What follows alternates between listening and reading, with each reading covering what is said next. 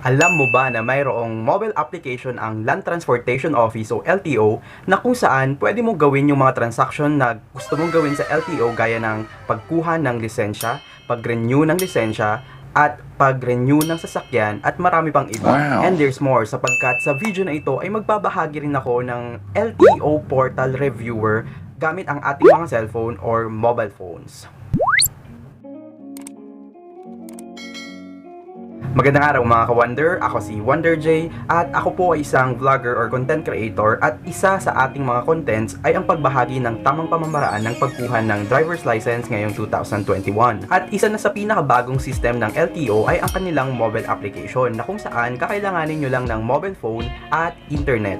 Mobile application na ito ay pwede mong gamitin sa iba't ibang transaction na gaya ng pagkuha ng lisensya, pag-renew ng lisensya, pag-renew ng sasakyan at marami pang iba.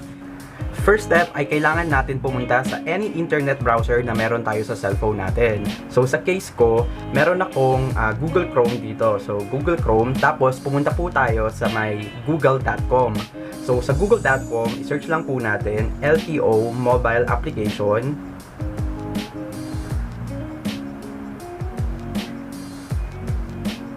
Tapos, mapapansin po natin dyan, yung pinakaunang lumabas ay yung mismong official website ng LTO. So, lto.gov.ph, yan po yung pinaka-official website po ng LTO. So, nakasulat dyan, download LTO mobile application. So, kung mapapansin nyo, nag-scroll down po kayo pababa, mapapansin nyo dyan yung mga LTO driver exam reviewer, yan, mga reviewer na iba. So, hindi po tayo dyan. Yung pinakauna po yung pipindutin nyo. So, click nyo yung download LTO mobile application. Tapos, magpa-prompt po yung, tapos lalabas po yung mismong website ng LTO. Tapos, scroll down nyo lang po, pababa. Tapos, makikita nyo po dyan yung button ng download. So, i-click nyo lang po yung download.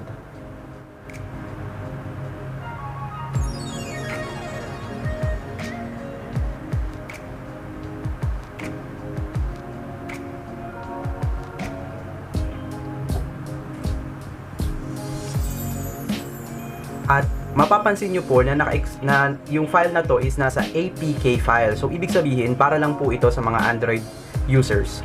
So, yan. Makikita nyo naman po dyan na mag-i-install na po siya. So, install lang po natin siya. So, mabilis lang naman to. Depende rin sa internet natin.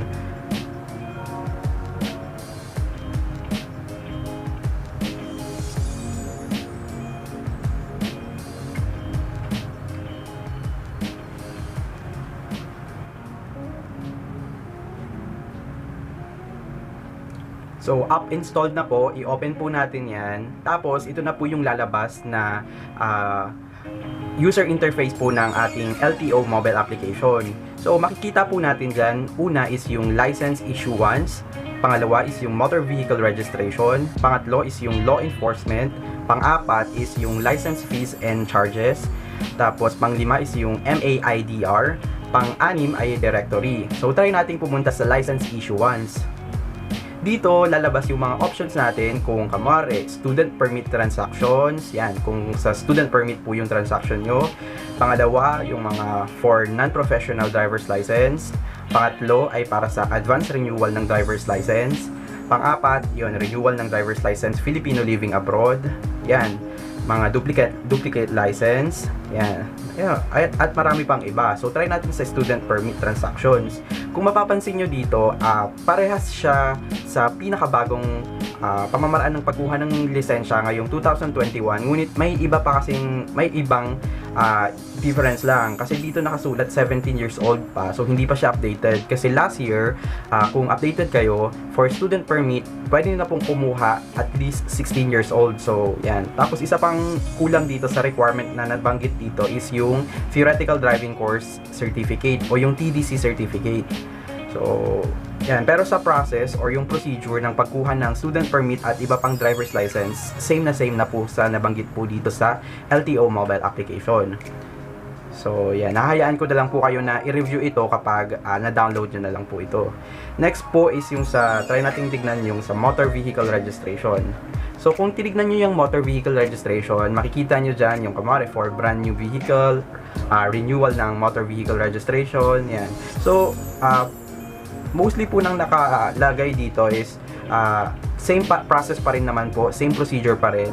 So kung check nyo dyan, yan, makikita nyo dyan yung mga requirements, yan, mga registration of light electric vehicle at marami pang iba po. So hahayaan ko na lang po kayong i-review yung mismong mobile application na ito na sa tingin ko is makakatulong po sa inyo kapag chinek nyo po. Unfortunately, ang mobile application na ito ay walang LTO exam reviewers. So, para po sa mga naghahanap ng reviewers, ay pwede po kayong pumunta sa mga Play Store. Yun nga po, yung mga nakita po natin kanina. So, ngayon, nandito na tayo sa Play Store. Po tayo sa Play Store at sinearch ko LTO reviewer. So, yung mga nakikita nyong LTO reviewer na yan ay hindi po official na nirelease ng LTO. Ngunit, tiyak na makakatulong po sa inyo itong mga reviewers na ito. So, pwede nyo i-download tas mag-practice. Meron din po akong mga ginawang videos na patungkol sa mga reviewers for student permit, non-professional at professional, ngunit via videos po yon. So check nyo na lang po sa mga videos ko sa aking channel, so para po makatulong sa inyo.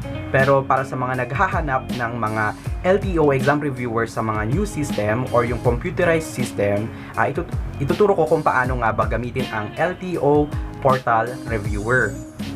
So sa inyong cellphone, pumunta po tayo sa google.com at i-search po LTO portal. At lalabas po dyan yung LTO portal, which is yung portal.lto.gov.ph. Tapos i-click lang po natin yung link na yan. Tapos lalabas po yung LTMS portal. Tapos hindi naman po natin kailangan na mag-register sa portal na ito para po makapag-practice po tayo sa reviewer. Tapos, makikita nyo dyan yung parang toga. Tapos, i-click nyo lang dyan. Tapos, i-click natin yung theoretical exams. At lalabas na po dyan yung mga license types. Kunwari, non-professional conductor or professional. So, kunwari, non-professional driver's license tayo. Tapos, kung motorcycle, tricycle, tsaka yung mga light vehicle na exam. So, kunwari, motorcycle po tayo. Tapos, yan, lalabas nga dyan kung na 60 random items, tapos 60 minutes siya exam, tapos pipili naman po kayo kung Tagalog or English. Tapos ang exam na ito ay unlimited po, so unlimited at libre, so make sure na mag-practice po kayo dito at sulitin nyo po ito para po pag nag-exam na po kayo sa mismong LTO, sure na papasa na po kayo. So, Tagalog ang pinili natin. So, next na po natin. Yan, makikita natin yung questions. Kunwari, question number 1 out of 60. Kapag umilaw ang ilaw ng prenong sasakyan sa harapan mo, ano ang dapat mong gawin? A. Maghanda sa pagpreno. B. Bumusina. C. Sa pagliko sa kaliwa o kanan. So, ang aking sagot ay maghanda sa pagpreno. Yun, ibig sabihin ng nag-green ay tama po yung sagot natin. Tapos kapag nag-red ay ibig sabihin mali po yung ating sagot. Kapag ginagamit ang pangunahing batas sa bilis bilang gabay at pagpili ng bilis ay nakadepende sa bilis ng sasakyan na minamaneho, kasanayan ng driver, C. Lahat ng nabanggit. Try ko lahat ng nabanggit.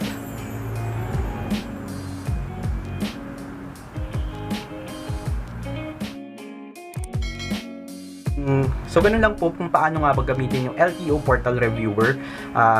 Libre nga po ito, tapos wala pong bayad. So, tip ko sa inyo na mag-practice po kayo ng mag-practice kapag plano nyong mag-exam or kumuha ng lisensya. Kasi nga, laking tulong po itong LTO Exam Reviewer na ito.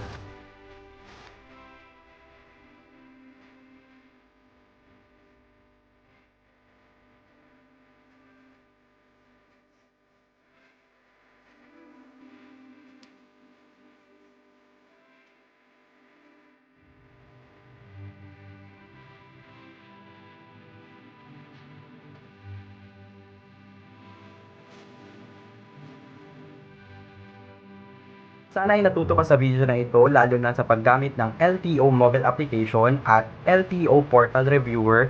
At make sure na paki-like ang video na ito at huwag kalimutan mag-subscribe sa aking channel at i-hit ang notification bell para updated ka sa lahat ng uploads ko. At please paki-follow na rin po ako sa aking Facebook page, that is WonderJ, WANDER space J.